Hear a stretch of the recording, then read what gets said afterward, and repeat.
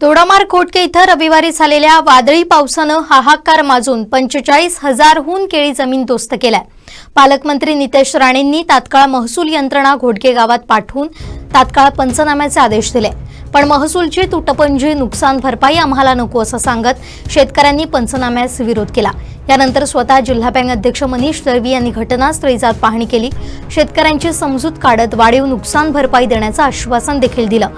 त्यानंतर शेतकऱ्यांनी पंचनामे करण्यास परवानगी दिली।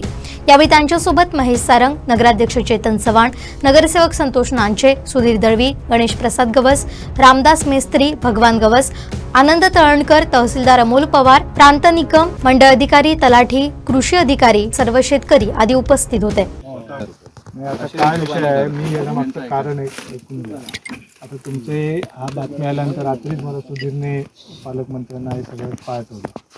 पालकमंत्री महोदय मला रात्रीच तहसीलदार साहेबांशी आणि कलेक्टर यांच्याशी बोलले। पंचनामे का करायला सांगितले तर पंचनाम्याच्या आता सकाळी पण मला स्वतः नितेश साहेबांचा फोन आला होता की तुम्ही सगळेजण जाऊन पाहणी करून या।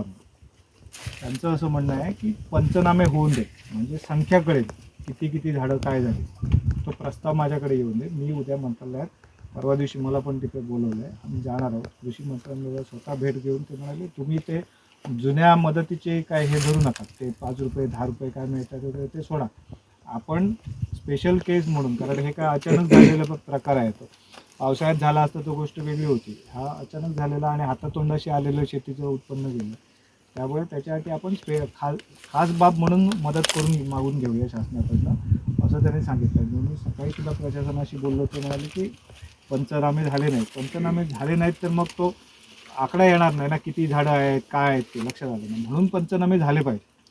पंचनामे झालेत म्हणून काय ते पंचनाम्यावर किती नुकसान भरपाई द्यावी हे पंचनाम्यावर लिहिणार नाही, ते शासन ठरवणार आणि शासनासाठी पालकमंत्री तिथे बसले आहेत, ते स्वतः बसून करून घेतील, काळजी करू नये। त्याचा फॉलोअप घ्यायची जबाबदारी आमची आहे।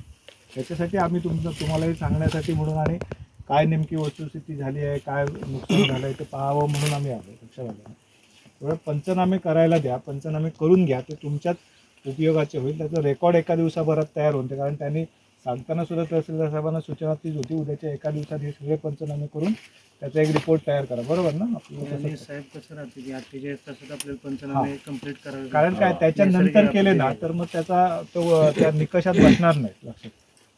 म्हणून पंचनामे करून घ्या, बाकीच्या सगळ्या पाठपुराव्याची शासनाकडे काय पाठपुरावा करायचा त्याची जबाबदारी तुम्ही आमच्यावर सोडा, ते आम्ही बघतो। शेवटी शेतकऱ्याच्या पाठीशी उभं राहणं ही आमची जबाबदारी आहे। त्याप्रमाणे 10 रुपये 80 पैसे मिळत आहेत आणि आपल्याला रोप आम्ही लावतोय, हा नवीन मुनवा घेऊन जो लावतोय त्याचीच किंमत आहे 35 रुपये।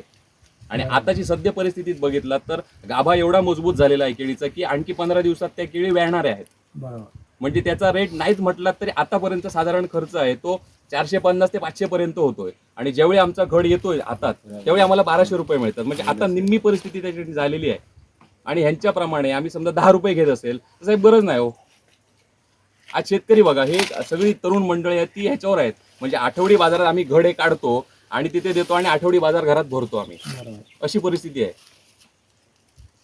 त्यामुळे साहेब तुम्ही वेगळा इथे निकष लावू शकता, कारण कसं माहिती आहे, हे जे पॉकेट आहे, घोडग्यातलं पॉकेट आहे, तिथेच हा विषय काल झालेला आहे, बाकी ठिकाणी झाला नाहीये। त्यामुळे तो नियम न लावता तुम्ही वेगळ्या पद्धतीने करू शकतात।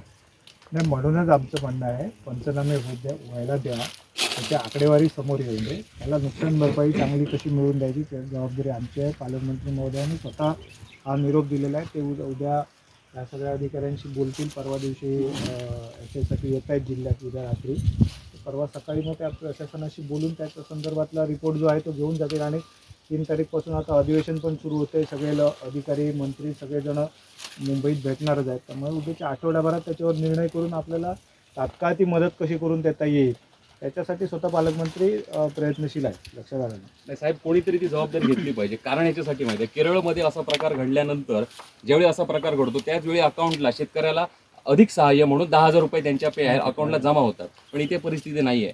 आज परिस्थिती बघितलं तर हे साफ करायला दुप्पट खर्च आहे, प्लॉट साफ करून जर परत आम्ही लागवड करणार तर दुप्पट खर्च आहे। शेतकऱ्यांना आणायचे कुठे हो?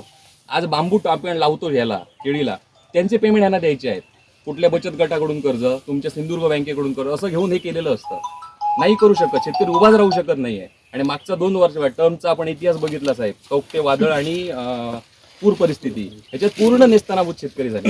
इथे घोडगे गावातल्या सगळ्यात नुकसान झालेल्या शेतीच्या क्षेत्रामध्ये भेट देण्यासाठी आम्ही इथे आलो आहे. जवळपास 70पेक्षा जास्त शेतकऱ्यांनी मिळून त्या ठिकाणी लागवड केलेल्या 45,000 पेक्षा जास्त केळींचं अवकाळी पावसामुळे मोठ्या प्रमाणात नुकसान झालेलं आहे. खरं तर हातातोंडाशी आलेला घास होता आणि तो हातातोंडाशी आलेला घास त्यांच्या हातातनं आता निघून गेलेला आहे आणि याच्यामध्ये कोट्यावधी रुपयाचं नुकसान इथल्या शेतकऱ्यांचं झालेलं आहे. या शेतकऱ्यांबरोबर सकाळपासनं खरं म्हणजे प्रशासन पंचनामे करणं आणि याच्यासाठी संवाद करतायत. आदरणीय पालकमंत्री नितेशजी राणेसाहेब यांनी रात्रीच प्रशासनाला सूचना केली होती की आज सकाळी जाऊन पंचनामे करा आणि या संदर्भातला तात्काळ अहवाल शासनाकडे पाठवा. आपण खास बाब म्हणून या सगळ्या शेतकऱ्यांना याच्यामधनं आर्थिक नुकसान भरपाई कशा पद्धतीने मिळवून देता येईल त्याचा मी माझ्या परीने प्रयत्न करतो, अशा प्रकारच्या सूचना होत्या. परंतु आज सकाळपासून प्रशासनाबरोबर संवाद साधत असताना शेतकऱ्यांचे काही प्रश्न त्या ठिकाणी आलेले आहेत. शेतकऱ्यांचं म्हणणं असं आहे की जर वनविभागाच्या माध्यमातून नुकसान भरपाई झाली, वन्य प्राण्यांच्या त्रासापासून नुकसान भरपाई झाली तर त्याला 280 रुपयापेक्षा प्रति झाड जास्त नुकसान भरपाई मिळते. परंतु जर तीच आता या अवकाळी पावसामुळे झाली तर आम्हाला 10 रुपये फक्त नुकसान भरपाई मिळते आणि ही तुटपुंजी आहे. खरं म्हणजे ती पुन्हा शेती साफसफाई करण्यासाठी सुद्धा येणारा खर्च हा त्याच्या कित्येक पटीने जास्त आहे. आणि अशा सगळ्या परिस्थितीमध्ये जर आपल्याला एवढी छोटीशी नुकसान भरपाई मिळत असेल तर त्या नुकसान भरपाईसाठी करण्यात येणारा जो खर्च आहे, त्याचा क्लेम करण्यासाठी खर्च करण्यात येणारा वेळ आहे तो त्याच्यापेक्षा आहे आणि त्याच्यामुळे आम्हाला ह्या पंचनाम्यांची आवश्यकता नाही अशी त्यांची भूमिका होती. आता आम्ही आल्यापासून आत्तापर्यंत आम्ही सगळ्या शेतकऱ्यांशी संवाद केलेला आहे, शेतकऱ्यांच्या भूमिका समजून घेतलेल्या आहेत. आत्ता पालकमंत्री महोदयांशी या संदर्भात बोलणं होईल आणि या संदर्भात पालकमंत्री महोदयांकडे या सगळ्यांचे जे काही शेतकऱ्यांचा प्रश्न आहेत ते लवकरात लवकर त्यांच्याबरोबर बसून आपण सोडून देऊ.